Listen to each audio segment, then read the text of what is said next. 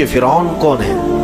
فرعون صرف ایک شخص کا نام نہیں ہے، مصر کا جو بھی بادشاہ ہوتا تھا اس کا لقب فرعون ہوتا تھا۔ تقریباً جو بھی بادشاہ ہوتا تھا اس کا لقب تھا یہ فرعون، اکثر لوگ اس کو نام سمجھتے۔ اب جو موسیٰ علیہ السلام کے زمانے کا فرعون تھا وہ بڑا جری تھا، اسے طاقت پر غرور بھی تھا، گھمنڈ بھی تھا۔ ایسا ہے کہ تقریباً 100 سال تک تو کبھی اس کو سردی بخار بھی نہیں آیا، بیمار کبھی نہیں ہوا۔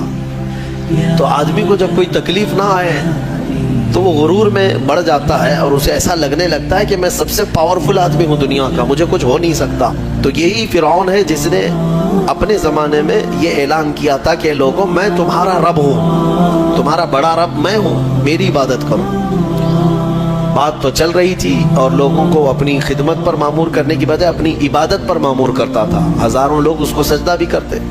ایک دن ایسا ہوا کہ فرعون نے خواب دیکھا، آسمان سے ایک تارا ٹوٹ کر اس کی گود میں گرا یا اس کے محل پہ گرا اور پھر آگ لگ گئی اس کے محل میں۔ وہ گھبرا کر کے اٹھا، صبح نجومیوں کو، کاہنوں کو بلایا کہ اس خواب کی کوئی تعبیر صحیح بتا دے۔ بہتوں نے الگ الگ تعبیریں بتائی، پھر جو بڑے ماہر نجومی تھے انہوں نے کہا کہ اس خواب کی تعبیر یہ ہے کہ بنی اسرائیل خاندان میں ایک بچہ پیدا ہوگا جو تیری سلطنت کو ہلاک کر دے گا، تیری سلطنت کے ہلاک کرنے کا باعث بنے گا۔ خواب کی تعبیر سننے کے بعد شاہی فرمان جاری کر دیا اس نے کہ بنی اسرائیل میں آج کے بعد جو بھی لڑکا پیدا ہوگا اسے مار دیا جائے گا، کیونکہ وہ بچہ کہیں سلطنت کی ہلاک کرنے والا پیدا نہ ہو جائے۔